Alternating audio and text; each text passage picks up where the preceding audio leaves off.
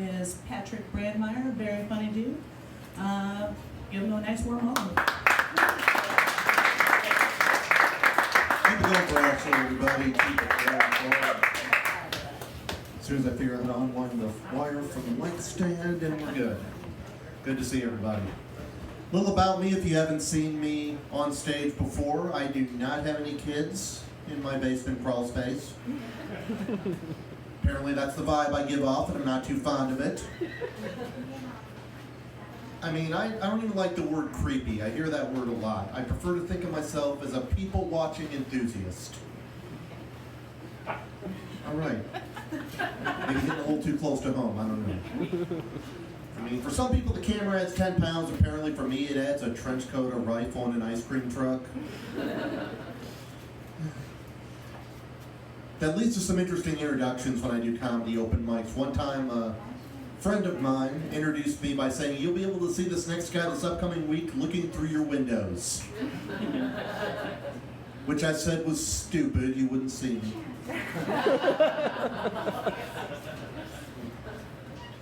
I've had some interesting jobs in my life. I used to work at a radio station. That was kind of fun. It wasn't really a good fit for me, though. I'm pretty clueless when it comes to music. For the longest time, I thought Nickelback was a midget football player. And the thing about being on the radio is you make a mistake, everyone listening is going to know it. One time I was doing a traffic report, and there was a problem on a street in St. Louis called Bowles Avenue, except I'd never seen the word before and knew how it was pronounced, so I said there was a problem on Bowles Avenue.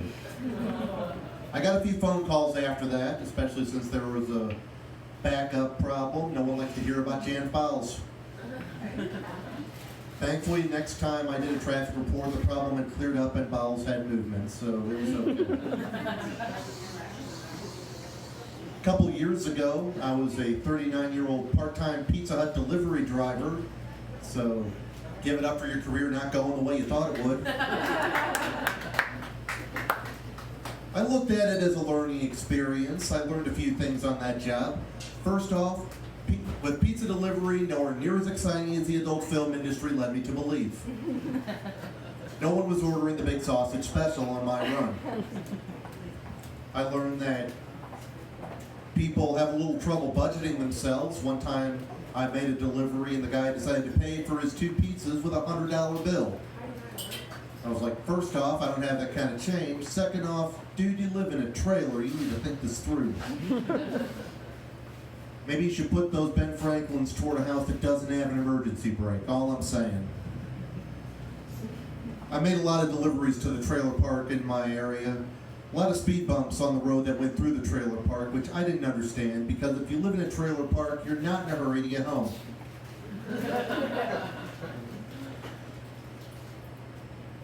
I try to find different ways to spend my spare time. I went to a movie not too long ago.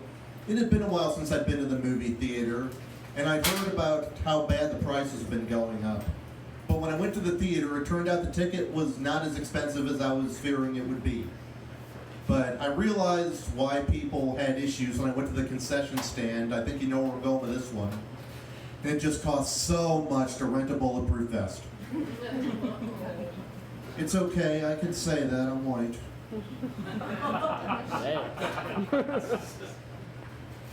It took me until a couple of years ago to finally get a smartphone. I was still rocking the flip phone for a while there, and it took me forever to get rid of my landline. I mean, I knew it was time to get rid of it when the only people calling me on my landline were the telemarketers. And I knew it was the case when I would pick up the phone and they would ask for, "Is Mr. Brandmeier there?" No one I know is going to call me Mr. Brandmeier. So I knew how to answer that. "He's not here right now, can I take a message?" Then they asked, "Is Mrs. Brandmeier available?" "Okay, now I know you don't know me." Got a smartphone. A couple friends of mine recommended something a little different, which they called a skank phone. It looks better, but it drops your call if someone with a better payment plan comes along.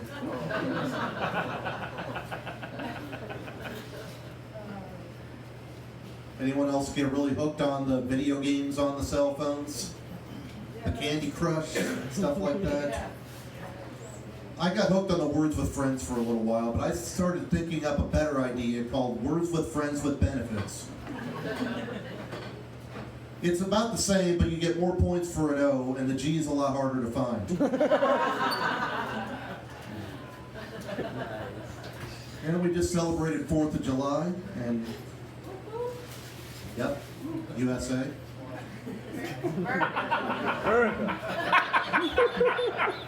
Sorry. I realized it was 4th of July season when I was driving home from work about a month ago, and I started seeing the fireworks stands set up in the parking lots of the East Side strip clubs. That's a unique combination of businesses, but when I thought about it, they have a lot in common. Whichever one you go to, you're going to end up spending more money than you thought you would. You might end up with a burning sensation. And if you mishandle the merchandise, you might lose a finger. I mean, I know a lot of my friends online are looking forward to Halloween already. I remember last year around Halloween time, I was seeing the billboards for Goodwill saying that Goodwill is the original costume shop. That might be the case, but I don't know if they're the best costume shop these days. I mean, instead of your kid dressing up as their favorite superhero or movie character, they're going to be dressing up as that homeless guy from the corner. And you know how your kid's going to do that? Shopping for their Halloween costume at Goodwill? Because that homeless guy died. Those are his clothes. I'm sorry.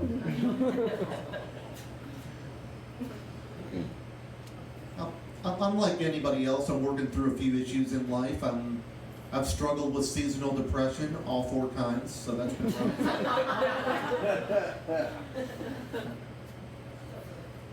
I try to get out and meet people. I'm not exactly a social butterfly, more of a social cocoon dweller, and no one likes a party pupa. I remember trying to go out to a nightclub to socialize, and I met a raver chick there. She had this big colorful wig and these huge furry boots, and at the time I didn't really get the appeal of that. I mean, I know what works for me. I have done a lot of internet research on that topic. All I'm saying is Slutty Muppet was not what I was looking for that night. Given the opportunity, I am not so sure I would go down in Fraggle Rock. That's all I'm saying. Anyway, that's going to do it for me tonight. I'm Patrick. Thank you, everybody. Keep it going for us.